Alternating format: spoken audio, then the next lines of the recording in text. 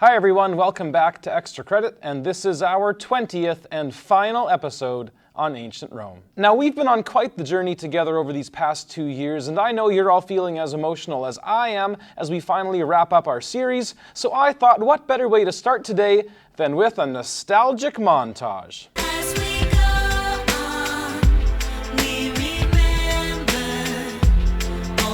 Disturbingly violent wars, rebellions, executions, civil wars, political conflicts, and assassinations.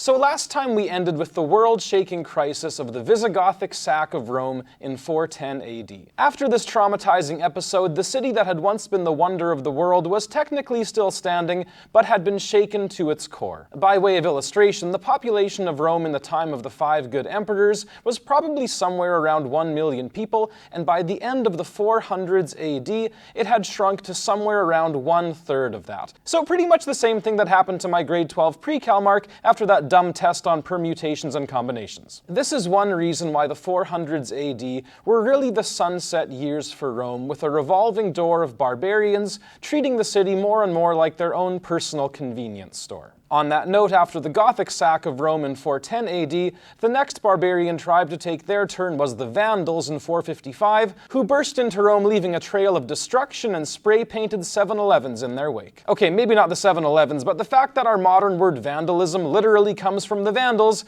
gives you some idea how pleasant they were. Even the most fearsome barbarians of all, the Huns, arrived outside the gates of Rome in 452 AD under the leadership of their most awesome and legendary general, Attila. And nothing shows just how far Rome had fallen by this point, or how high the church had risen, than the fact that while the emperor of Rome was still up in his hidey hole at Ravenna, it was the Pope himself who left the city of Rome to negotiate with Attila and ended up temporarily saving the city from destruction. Meanwhile, the Vandals continued to blaze their own trail of spray paint and broken windows all the way through Spain, down into North Africa, and finally across to Egypt, where they lost no time in spray painting rude words on the pyramids. At the same time, though, other barbarian groups were also on the move around Europe, with the tribe called the Franks taking over what would eventually become France, and the Angles and Saxons taking over modern-day Britain. And of course, all of these migrations and conquests were made much easier by the fact that the Roman army had long ago been called away from the border regions to defend the center of the empire itself. But as time went on and the chaos increased,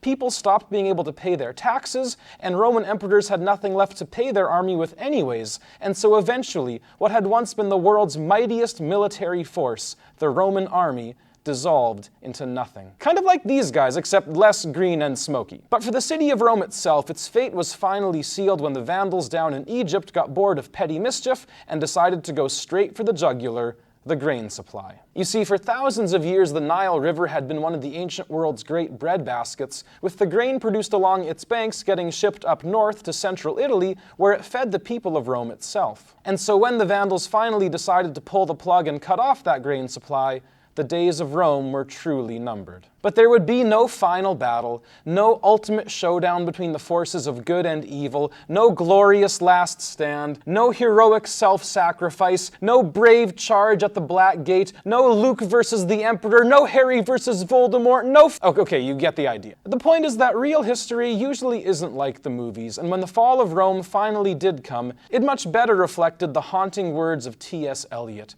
who said, "This is the way the world ends, not with a bang, but a whimper." And so, after 1,000 years, the final whimper for Rome came in the year 476 AD, when a Germanic barbarian named Odovacer swept into Italy, captured the city of Ravenna, and kicked out an 11-year-old boy named Romulus Augustus, aka Rome's last emperor. That's right, in a truly ironic twist, Rome's last emperor, despite the fact that he was named for its 2 most legendary rulers of all time, wasn't even important enough to kill. As for Odovacer, after sending Romulus away, he had to decide what his own title would be, and rather than going with Emperor of Rome, he simply chose to go with the much less pretentious King of Italy, and thus the Roman Empire was no more. Now, it's hard not to get at least a little bit nostalgic talking about this because, after all, despite all of its disturbingly violent aspects, while it lasted, Roman civilization really did change the world, and in some ways for the better. In fact, with Rome gone now, the next 500 years of European history are often referred to as the Dark Ages precisely because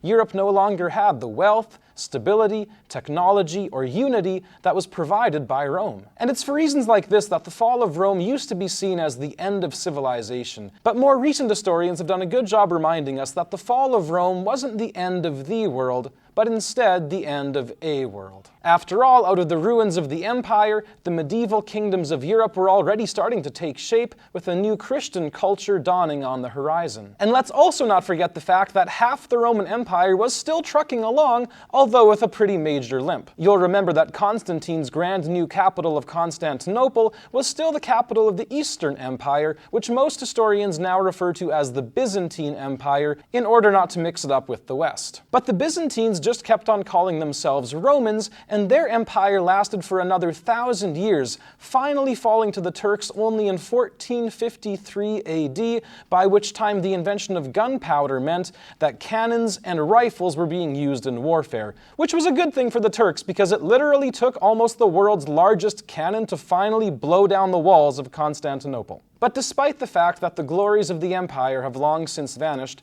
Rome left behind a whole lot more than just monuments and ruins. In fact, wherever you look, ancient Rome is still with us today in so many ways. We hear it in our language, see it in our movies, feel it in the stones that we build with, taste it in our food, and do we smell anything from ancient Rome still? Actually, with all those open public toilets, I don't really want to smell anything from ancient Rome, but you get the idea. But even more than all this, the very way that we see the world itself today is still through Roman eyes. So many of our most deeply held beliefs about politics, society, government, and power come from some aspect of ancient Rome. After all, the world's current greatest superpower was intentionally modeled off of ancient Rome, being a republic with a capital and a senate and dictators who take too much power for themselves and get taken to court and try— Okay, I'm joking. Am I really joking? And that's not even to mention the Roman contributions to law, philosophy, engineering, mythology, religion, even the very way we see history itself as a series of empires rising and falling, with the continual reminder